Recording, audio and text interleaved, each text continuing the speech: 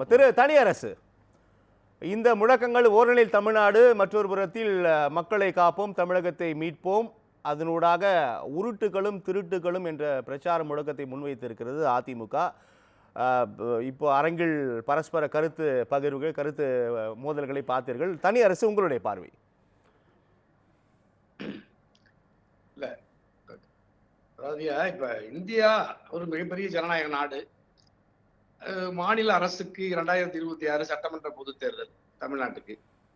ஓரணியில் தமிழ்நாடு, அதாவது இந்தியாவை எதிர்த்து ஓரணியில் தமிழ்நாடு திரண்டு ஒன்றிய பாஜக, மோடி, அமித்ஷா அரசு, அந்த அரசின் நடவடிக்கைகள், திட்டங்கள் இந்தியாவின் இறையாண்மைக்கு, அதாவது இந்தியாவின் ஜனநாயகத்துக்கு, இந்தியாவின் அரசியல் சாசன முறையமைப்புக்கு, அல்லது அது ஏற்கனவே 2014 பாஜக மோடி தலைமையில் ஆட்சி அதிகாரத்தை கைப்பற்றிய பொழுது தந்த வாக்குறுதிகளை நிறைவேற்றாமல், அல்லது அது RSS இந்துத்துவ சித்தாந்தங்களை நிறைவேற்றுவதற்கு அது பல சட்டங்களை கொண்டு வந்து சிறுபான்மை மக்களுக்கு ஒரு அச்சுறுத்தலை, ஒரு அச்சத்தை ஏற்படுத்திய அந்த போக்கு மாநிலத்தில் மட்டுமல்ல தேசிய அளவிலையும் அனைத்து அரசியல் கட்சிகளையும் முடக்கியது.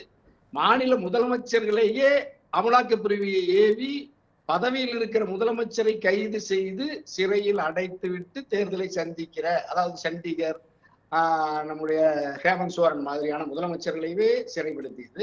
அரவிந்த் கெஜ்ரிவால் ஐயா மாதிரி ஆம் ஆத்மியினுடைய தலைவர் டெல்லி முதலமைச்சர், துணை முதலமைச்சர், அமைச்சர், சட்டமன்ற உறுப்பினர், நாடாளுமன்ற உறுப்பினர் எல்லாம் கைது செய்யப்பட்டது. அப்ப இப்படியெல்லாம் நீங்க எல்லா வகையான ஜனநாயக விழுமியங்களையும் அரசியல் சாசன அதிகாரத்தில் இருந்தவர்களை எல்லாம் எமர்ஜென்சியை போல, நெருக்கடியை போல கைது செய்து இந்தியாவில் இருக்கிற எல்லா அரசியல் ஜனநாயக அதுதான் தமிழ்நாடு. இப்ப ஓரணியில் தமிழ்நாடுங்கிறதுக்கான முழக்கம் எப்படி வந்தது? திராவிட முன்னேற்ற கழகம் அல்லது மாண்புமிகு முதல்வர் தளபதி என்ற முழக்கத்தை எதுக்காக வைக்கிறாரு? ஓரணியில் தமிழ்நாடு திரண்டு இந்தியாவுக்கு வந்திருக்கிற அச்சுறுத்தலை மீட்பதற்கு. தாராளமாக வைத்துக் கொள்ளுங்கள், ஓரணியில் தமிழ்நாடின் முழக்கத்தை தாராளமாக வைத்துக் கொள்ளுங்கள், யாருக்கும் மாற்று கருத்து இல்லை. ஆனால் எதிரணியர் கேட்கக்கூடிய கேள்விகள், உருட்டுகளும் திருட்டுகளும், நீங்கள் அளித்த வாக்குறுதிகள் என்னவானது, ஏன் இப்படி உருட்டுகிறீர்கள் என்று எதிரணியரோட கேள்வி. இதை நம்ம இதுக்குள்ள போயிடலாம். தனியரசு, ஓரணியில் தமிழ்நாட்டின் முழக்கத்தை யாரும் இங்க அது அவர்களுடைய விருப்பம், அவர்களுடைய முழக்கமாக அதை வைத்துக் கொள்ளட்டும், அது பிரச்சனை அல்ல. அல்ல, நான் ஒன்றும் தவறு சொல்லலையா. வெறும் ஓராண்டுகளுக்கு முன்பு நாடாளுமன்ற தேர்தல் 2024. 2024 இதே நம்முடைய எதிர்கட்சி தலைவர் அதிமுகவின் பொதுச் செயலாளர் ஐயா எடப்பாடி இதே மாதிரி நீட் என்னாச்சு, வாக்குறுதிகள் நிறைவேற்றவில்லை, திராவிட முன்னேற்ற கழகத்தை தோற்கடியுங்கள்னு நாடு பூரா கொண்டு பிரச்சாரம் பண்ணார். தமிழ்நாட்டு மக்கள் அதே மாதிரி மாண்புமிகு முதலமைச்சர் அதற்கான விளக்கத்தை தந்தார். மீண்டும் திராவிட முன்னேற்ற கழகத்தின் அணியை ஆட்சித்துறை தலைவராக இருக்கிற முதலமைச்சருக்கு வாக்களித்து தளபதியைத்தான் 40 இடங்களிலும் வெற்றி பெற செய்தார்கள் தமிழ்நாட்டு வாக்காளர் பெருமக்கள். அப்பொழுதெல்லாம் நீங்கள் இதே வாக்குறுதிகளை நிறைவேற்றவில்லை, வாக்களிக்க செய்தார்கள் அல்லவா? அப்போ வாக்குறுதிகளையே நிறைவேற்றவில்லை அப்படின்றதான் கேள்வி. அதற்காக தான் உங்களை வாக்களித்தார்கள், ஆனா நீங்க செய்யலையே அப்படின்றதான் கேள்வியா முன்வைக்கிறாங்க. ஆமாயா, இப்ப நம்ம கிறிஸ்டபர் தாசியா அவர் ஏற்கனவே வாக்குறுதிகள் நிறைவேற்றவில்லை, ஆகவே திமுகவை கண்டியுங்கள், உதயசூரியனுக்கு வாக்களிக்க கூடாது, இரட்டை இலை சின்னத்திற்கு வாக்களியுங்கள் என்று எடப்பாடி பிரச்சாரம் மேற்கொண்டார். அந்த பிரச்சாரத்தை தமிழ்நாட்டு வாக்காளர் பெருமக்கள் நிராகரித்து விட்டு திராவிட முன்னேற்ற கழகத்துக்கு வாக்களித்து அண்ணா திராவிட முன்னேற்ற கழகத்தை வரலாறு இல்லாத அளவுக்கு தோற்கடித்தார். இப்ப எங்க சேலம் மணிகண்டன் ஐயாலாம் இப்ப இந்த இவ்வளவு உருட்டுகளும் திருட்டுகளும், அப்புறம் மக்களை காப்போம், தமிழ்நாட்டை மீட்போம், இதெல்லாம் இந்த முழக்கத்தை வச்சு நீங்க போறீங்கல்ல. ஆனா தமிழ்நாட்டு மக்கள் வரலாற்றில் அதிமுக இதுவரை சந்தித்திராத அளவுக்கு 13 இடங்களில் வைப்பு தொகையை இழந்து 3வது இடத்துக்கு இரட்டை இலை சின்னம், அது புரட்சி தலைவரால் துவக்கப்பட்ட காலத்தில் இருந்து இல்லாத வீழ்ச்சியை, அந்த வீழ்ச்சியை தமிழ்நாட்டு மக்கள் தந்தார். மணிகண்டன் இருங்க, நான் பேசுறேன். இருக்கு மணிகண்டனையா, நீங்க எந்த தலைப்பில் இப்ப நீங்களும் எடப்பாடி பிரச்சாரம் பண்ணி எங்க ஜெயிச்சீங்க, வாக்களிச்சாங்க. ஆகவே நாங்க இப்ப மக்கள் உண்மையை புரிந்து கொண்டார்கள். தமிழ்நாட்டு மக்களை இப்பொழுது ஏமாற்ற முடியாது. தமிழ்நாட்டு மக்கள் விழித்துக் கொண்டார்கள். இந்தியாவிலேயே விழிப்புணர்வு பெற்ற வாக்காளர்கள் நிறைந்திருக்கிற நாடு தமிழ்நாடு. இங்குதான் பகுத்தறிவு செழித்து வளர்ந்திருக்கிறது, அறிவு கல்வி வளர்ந்திருக்கிறது. அது திராவிட அரசுகள்ல தான் புரட்சி தலைவர், புரட்சி தலைவர் அம்மா, முத்தமிழறிஞர் கலைஞர், நம்ம எல்லாரும் சேர்த்துதான் வளர்ந்திருக்கிறோம். அப்ப இந்த இரண்டு திராவிட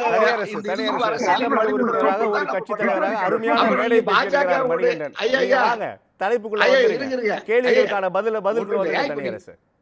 வேற ஒண்ணும் இல்லையா, நீங்க பாஜகவோடு இப்ப நீங்க விலைப்பட்டியல் எல்லாம் சொன்னாரு, இருங்க விலைப்பட்டியல் எல்லாம் எங்க சேலமணியா சொன்னார். இப்ப நீங்க விமான டிக்கெட் 2014க்கு முன்னாடி காங்கிரஸ் திமுக ஆட்சியில அல்லது மன்மோகன் சிங் ஐயாருக்கு விமான டிக்கெட் எவ்வளவு இருந்துச்சு? கோவைக்கும் சென்னைக்கும் 2500 ரூபாய் இருந்துச்சு. இன்னைக்கு 10,000 ரூபாய் இருக்கு. ரயில் வெறும் 100 ரூபாய் 200 ரூபாய்க்கு நம்ம ரயில் தொடர் வண்டி பயணத்தை மேற்கொண்டோம். இன்னைக்கு 1000 ரூபாய், வந்தே பாரத் 2000 ரூபாய். அதே மாதிரி நீங்க இன்னைக்கு பெட்ரோல் டீசல் 60 ரூபாய் 65 ரூபாய் 70 ரூபாய்க்கு இருந்த டீசல் இன்னைக்கு 90 ரூபாய் 100 ரூபாய்க்கு போயிருக்கு. அதே மாதிரி தங்க விலை எவ்வளவு? திராவிட முன்னேற்ற கழகத்தின் தேர்தல் வாக்குறுதி பெட்ரோல் விலை குறைப்போம், நீங்க திரும்ப பொதுவா போய் பேசி இருக்கிறீங்க. இல்லையா, 45,000 ரூபாய் 50,000 ரூபாய்க்கு ஒரு பவுன் தங்கம் இருந்துச்சு. இன்னைக்கு மோடி ஆட்சியில பாஜக ஆட்சியில இன்னைக்கு 75,000 ரூபாய்.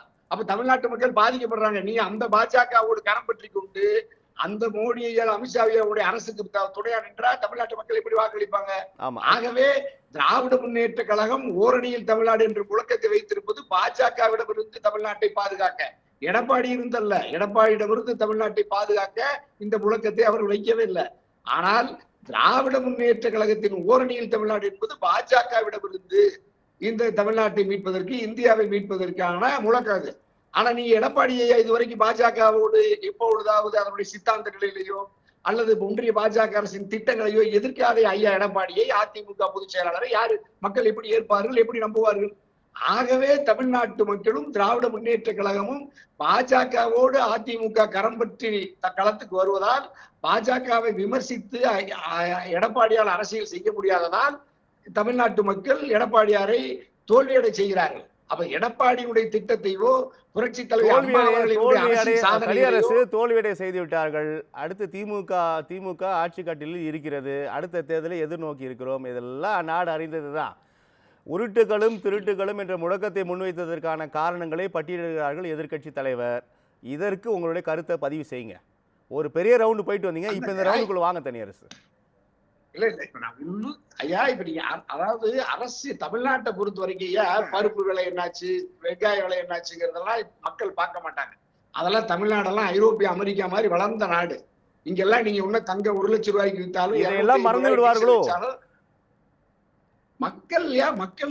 மக்கள் விழிப்புணர்வு பெற்ற ஐரோப்பிய அமெரிக்காவில் இருப்பவர்களை விட வாக்காளர்கள் இங்க அறிவுள்ளவர்கள், வசதி வாய்ப்பை பெற்றவர்கள், கல்வி அறிவை பெற்று தமிழ்நாடு தான் இன்னைக்கு செழித்து வளர்ந்திருக்கிறது. வெளிநாடு அமெரிக்காவில் இருக்கிறவங்க இங்க வந்து குடியேறுகிற அளவுக்கு இந்த நாடு முன்னேறி இருக்கிறது தமிழ்நாடுங்கிறதுனால நீங்க சொல்ற மாதிரி இந்த சின்ன சின்ன விவகாரங்கள் எல்லாம் தலையிட மாட்டாங்க. தேர்தல் வாக்குறுதிகள் எல்லாம் சின்ன சின்ன விவகாரம், மக்கள் இதையெல்லாம் சிந்திக்க மாட்டார்கள். நல்லது தனியரசு, நம்ம தொடர்ந்து புரட்சி தலைவி அம்மா புரட்சி தலைவி அம்மா வந்து அரசியல் கருத்துக்களை முன்வைப்பாங்க. கச்சத்தீவை மீட்போம், ஈழத்துக்கான விடியல், தனித்தமிழ்நாடு, தமிழ் இனம் மொழி வாழ்க, எல்லா மக்கள் ஏற்றுக்கொள்வார்கள். கல்விக் கொள்கையை நிராகரிப்பது, இது மாதிரி அரசியல் கருத்துக்களை எடப்பாடியால பேச முடியல. திராவிட அண்ணாவின் கொள்கைகளை, கருத்துக்களை, தந்தை பெரியாரின் கருத்துக்களை ஐயா எடப்பாடியார் பேச மறுக்கிறார். அதாவது முருகன் மாநாட்டுல போய் இந்துத்துவ கருத்துக்களை ஐயா எடப்பாடி பேசுகிறார். ஆகவே அல்லது எடப்பாடியுடைய பிரதிநிதிகள் பேசுகிறார். எடப்பாடியை அல்லது அதிமுகவை நிறுத்தி வைக்கிறாங்க. நீங்க எப்படிதான் பேசுறீங்க, நான் புரிந்து கொள்கிறேன் தனியரசு. மீண்டும் வரேன்.